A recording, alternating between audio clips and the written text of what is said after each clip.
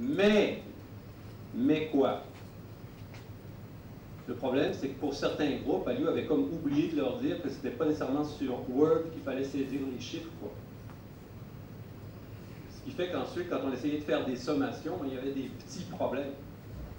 Il y avait aussi un gros problème de codification, c'est-à-dire quand on voulait codifier les champs, les paysans n'étaient pas d'accord d'utiliser un code standard. Il y en a même qui disaient « Ouais, mais nous, on a un problème parce que nous, nos champs, on leur donne des noms de personnes, quoi. » Alors, comment on fait notre codification? Comment on fait notre traçabilité? Comment on saisit l'information? Okay. Ensuite, il y avait des problèmes d'électricité, de disponibilité d'électricité, des problèmes de coupure, des problèmes d'accès à Internet.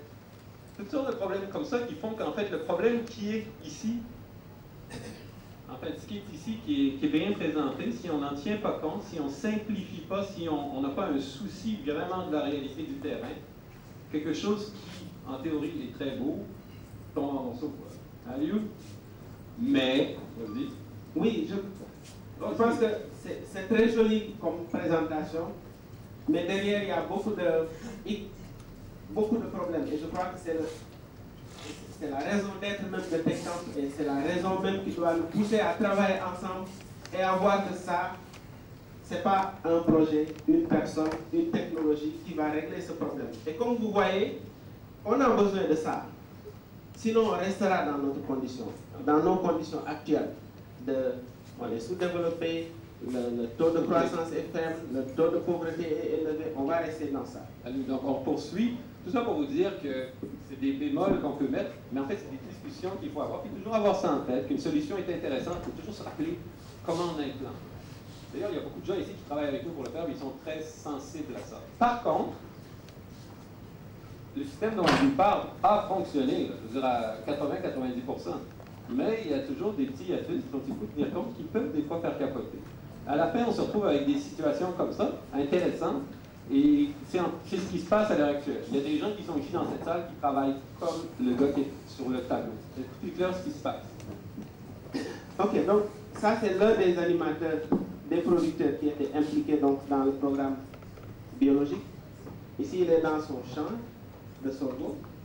Donc, il y a toujours toutes les technologies, Internet, il a son ordinateur, et les données sont d'abord collectées. Je crois qu'ici, si vous ne le reconnaissez pas, c'est lui, hein? C'est Malik Sarr, qui est là avec les animateurs, en les formant sur comment utiliser GPS. Je crois que Georges peut être content, je ne sais pas, de voir que lui, il devait faire ça peut-être 50 fois avec des groupes, et c'était un petit programme. Donc peut-être que si on avait une vidéo qui expliquerait ça, il n'aurait pas le temps, il n'aurait pas pris tout ce temps pour tourner. Donc c'est ça, c'est utiliser les technologies GPS, collecter les données, à travers la clé Orange, ça connecte directement toutes les données sur Dropbox, et c'est récupéré. Aussi bien la banque peut accéder à ça, l'organisme de certification accède à ça, et le client peut accéder à ça, et donc tout le monde est informé, et si l'information tourne, nous pensons que ça ne fait qu'augmenter les revenus. Mais ce qui est bien beau, c'est qu'avec le laptop qui est là, dans les bonnes journées, il va avoir une autonomie de 2 à 3 heures. Et puis, bon, ça peut être un petit problème quand on va faire de la cartographie pendant une pleine journée, pendant 8 heures de temps. Donc ça, déjà, c'est un petit problème. Un problème aussi, c'est que en plein soleil, comme ça, c'est pas toujours facile de voir sur l'écran puis de faire de la saisie de données GPS. Et, comme tu l'as dit, un des gros problèmes, c'est intéressant parce qu'on a des gens ici qui présentent cette solution, un des gros problèmes, c'était former les gens. Et puis, former les gens dans une technologie compliquée, puis pas en former deux, former une base de 3 à 4 000 producteurs avec leurs agents de suivi et tout. Comment on fait? Parce que si on forme des agents de suivi qui sont tous basés à Kaolack et qui doivent prendre leur véhicule ou leur moto à chaque fois pour aller faire des tours et tout, ça commence à coûter très cher. Il fallait être capable de former des gens qui vivent dans les villages pour faire le travail. Mais là, ça voulait dire que le gars qui a les compétences, finalement, il circule beaucoup et puis finalement, le système décolle pas. Donc, il y avait ce problème. Quand on a une nouvelle technologie qui ressort souvent, c'est comment faire en sorte de faire passer un savoir-faire assez compliqué quand même, mais à beaucoup de gens en même temps. Et ça, c'est un des défis. C'est-à-dire qu'on peut avoir une très belle solution, mais le coût de collecte de l'information, c'est essentiellement de déplacer des gens compétents sur place pour aller collecter l'information.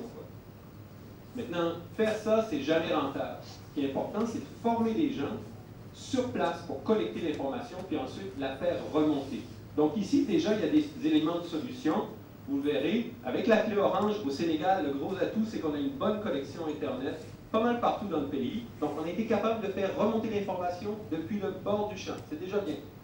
Ensuite, on a trouvé une technologie où on a une autonomie beaucoup plus grande pour justement l'unité qui fait remonter l'information.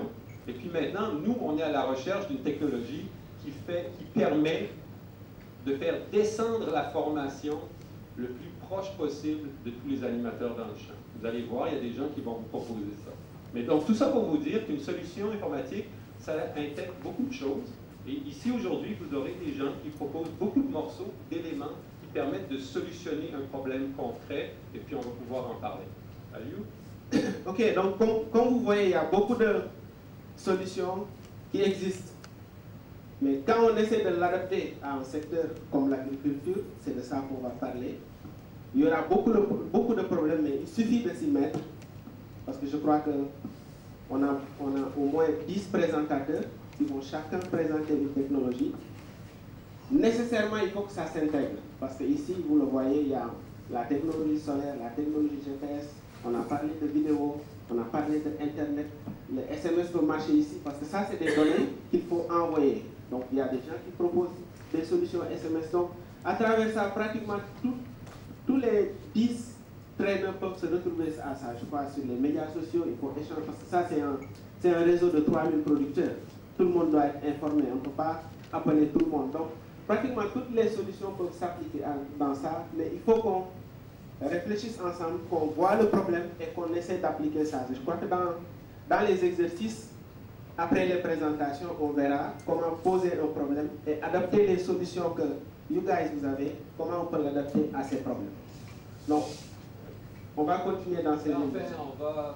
Je pense qu'on va pouvoir continuer. On ne veut pas trop perdre de temps parce qu'on pourrait vous parler de nos solutions, mais on n'est pas ici pour vous vendre ça. On était ici simplement pour vous faire une petite mise en situation, un petit rappel d'ailleurs pour les gens qui travaillent avec nous, des problèmes qu'on rencontre pour la mise en œuvre des solutions, l'idée d'assemblage de technologies, l'idée d'adapter, de les simplifier, d'arriver avec quelque chose de précis qu'on ramène au champ et qu'on fait fonctionner. Ça, c'est toute l'approche de TechCamp, en fait. Parce que l'approche de TechCamp, on a parlé avec les facilitateurs, c'est quelque chose qui a été organisé dans plusieurs pays. Leur idée, c'est pas d'arriver ici puis d'amener des fournisseurs de technologies qui vont vous raconter justement, un peu comme Ali au départ, des solutions extraordinaires qui fonctionnent et puis qui vous disent, bon, ben, il n'y a qu'à faire. Non. C'est de vous mettre en relation avec eux, de dialoguer avec eux, de comprendre les différentes technologies. Et puis, au cours du TechCamp, chacun d'entre vous a amorcé ce genre de discussion et de réflexion de quel est le meilleur assemblage, et puis vous mettre sur la piste vous-même de cette ingénierie-là d'une solution informatique. C'est-à-dire pas dire « donne-moi une solution informatique et règle mes problèmes », mais plutôt « voici des éléments qui règlent mon problème et venez m'aider à développer notre système et puis l'accélérer. » Parce que il faut se rappeler, chacune d'entre vous, chacune de vos organisations a son système, et les technologies de l'information sont là pour l'aider à mieux performer. Mais personne ici, dans le monde, a développé une solution qui est parfaite pour FEPRODES, une solution qui est parfaite pour FEPROMAS, qui est dans le maïs, FEPRODES qui est dans le riz. On a des gens aussi du multiplicateur de semences de maïs qui sont ici, des gens qui ont des soucis de sécurité alimentaire. Il n'y a personne qui a la solution parfaite qui dit « bon, ben prends ça, va l'appliquer ». Par contre, il y a tout plein de petits morceaux que vous pouvez mettre ensemble, chacun d'entre vous, pour développer la solution qui fait du sens pour vous. OK? Donc voilà, c'est tout un agenda. Dans tout ça, il va falloir donc bien écouter, bien tirer parti des 10 ressources qui sont ici, des 10 fournisseurs de technologies informatiques. Aller en profondeur. Je pense qu'ils sont tous très motivés à vous écouter, à dialoguer avec vous, puis justement à développer cet assemblage, ce fit de leur technologie avec vos problèmes. Mais rappelez-vous que c'est vous qui êtes au centre des préoccupations, ce n'est pas la technologie. Okay? Les gens ils sont ici pour vous proposer des technologies pour résoudre vos problèmes. Donc c'est plus de ça qu'on va parler aujourd'hui. Salut, c'est bon? Ok, donc, je sais que bon, pour beaucoup d'entre vous ici, on a beaucoup travaillé ensemble, on a beaucoup travaillé dans les ateliers, ça s'est très bien passé, on est sûr que ça va très bien se passer. L'essentiel, peut-être juste pour rappeler, parce qu'on le dit, il n'est jamais trop de rappeler, que chacun puisse considérer qu'on aura des points de vue différents, parce que c'est la technologie. Je peux dire que c'est bon, un autre dit que c'est pas bon, un autre dit que je n'ai pas d'idée par rapport à ça, mais on peut se comprendre et savoir que c'est dans la discussion de sortir à quelque chose qui sera bénéfique pour chacun. Donc il faut qu'on considère ça. On parle de technologie, il y aura des points de vue différents. Donc on va discuter et essayer que quand chacun va sortir d'ici, il va sortir au moins avec 10 solutions, parce qu'on a 10 présentateurs. Donc que chacun puisse bénéficier de la présentation des autres, que ça soit vraiment un échange très fructueux. D'accord, M. Diop?